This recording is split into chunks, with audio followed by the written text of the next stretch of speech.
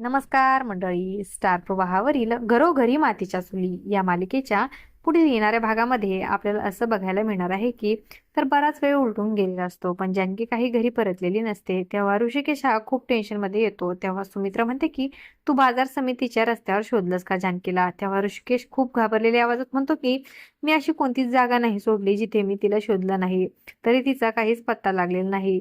अजून कुठे शोधू असं झालंय मला आता. आणि ती माझा कॉलही घेत नाहीये. तेव्हा अवंतिका म्हणते की वहिनीकडे त्यांचा फोनच नाहीये दादा. हे ऐकून तर आता शर्वरीला खूपच आनंद होतो. तिला तर आता खूप मजा येते हे सर्व बघण्यामध्ये.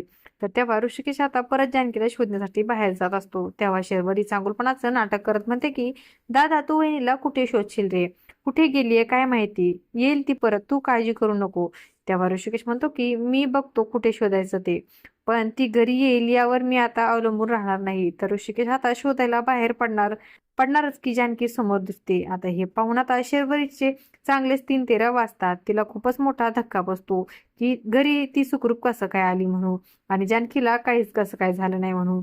आता जानकी आल्याच्या नंतर शर्वरीने गाडीचे ब्रेक फेल केले होते हे सर्वांना सांगणार का, हे पाहणं खूपच रंजक ठरणार आहे. अशाच मालिकांच्या नवनवीन अपडेट्स पाहण्यासाठी आपल्या चॅनलला सबस्क्राईब करा आणि व्हिडिओ आवडला असेल तर लाईक आणि शेअर करायला विसरू नका. धन्यवाद.